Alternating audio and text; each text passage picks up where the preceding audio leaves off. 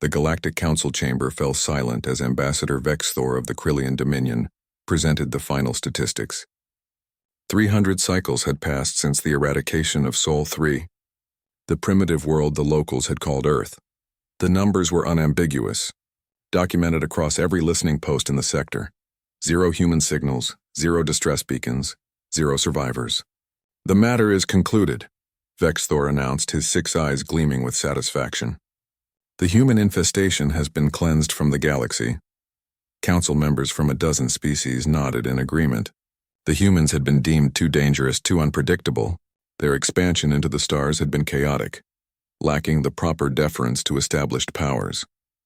The Krillian orbital bombardment had been thorough, reducing Earth to a lifeless cinder. Humanity's few colony worlds had been hunted down and neutralized within the following decade. The galaxy had moved on. That was 3 centuries ago.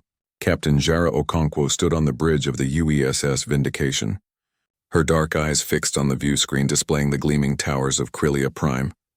Behind her warship, stretching across the void like a forest of steel, floated 247 vessels of the United Earth Stellar Fleet. Dreadnoughts, carriers, destroyers, and the crown jewel, 3 Worldbreaker-class siege platforms, each larger than a city.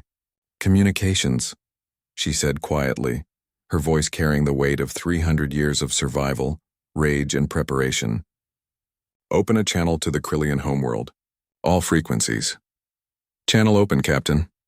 Jara straightened her uniform, adorned with medals that represented battles the Krillians couldn't even imagine. "This is Captain Jara Okonkwo of the United Earth Stellar Fleet, commanding officer of humanity's Retribution Armada. 317 years ago, your government declared war on a species that had done you no harm. You called us primitive. You called us dangerous. You called us extinct." She paused, letting the moment stretch. Across the Krillian homeworld, every screen, every communicator, every public display suddenly broadcast her image. You were wrong. In the council chambers on Krillia Prime, chaos erupted. Emergency alarms screamed as defense satellites detected the impossible fleet that had somehow materialized at the edge of their system. Vexthor's descendant, Ambassador Krelvex, stared at the tactical display with mounting horror. "This is impossible," he whispered. "We exterminated them. We watched their world burn." "Sir, they're not attacking," his tactical officer reported, confusion evident in her voice. "They're just waiting." On every screen, the human captain continued speaking. "After you destroyed Earth, 13 colony ships escaped your purge. 13 ships carrying 40,000 souls. We ran to the galactic rim, to systems so hostile you never bothered exploring them. We hid in nebulas thick with radiation. We built our homes inside asteroids and rogue planets. We survived on ice and fungus and recycled air. Our children were born in the dark, raised on stories of the world you took from us." Jara's expression hardened. "And while you forgot about us, we remembered everything about you. The truth was more terrible than any Krillian nightmare. For 3 centuries, humanity had done more than merely survive. They had adapted, evolved, and weaponized their trauma. The scattered refugee ships had eventually found each other, establishing hidden colonies in the galaxy's most inhospitable regions. They had reverse-engineered captured alien technology and improved upon it with the desperate innovation that only existential threat could inspire. Human engineers working in zero-gravity shipyards carved from ice moons had designed vessels that made Krillian dreadnoughts look like museum pieces. Human scientists had weaponized exotic matter, creating weapons that could collapse stars or shatter planets. Human tacticians had studied every recorded battle in galactic history, learning from 300 years of alien warfare. And they had waited, planned, prepared. "We could destroy you," Jara continued, her voice carrying across the system. "Our weapons could reduce your homeworld to atoms. We could do to every Krillian world what you did to Earth. We have the power, and ancestors know we have the justification." Krelvex felt his respiratory sacs constricting. This was it. Genocide for genocide. His entire species would pay for the crimes of their ancestors. "But we won't," Jara said, and the galaxy held its breath. "You tried to kill humanity because you feared what we might become.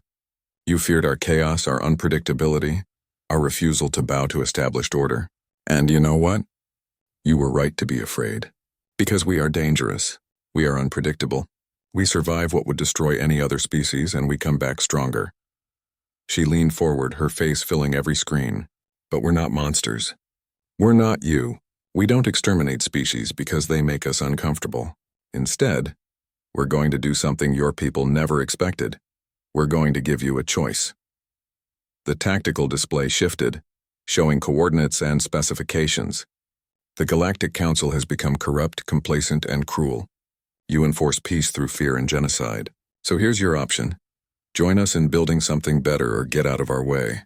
We're returning to the galaxy, not as refugees or victims, but as a power you can't ignore. The United Earth Stellar Fleet is claiming 30 systems for human resettlement. We're establishing embassies on every council world, and we're instituting a new law. Any species that attempts genocide will face the full might of human retaliation.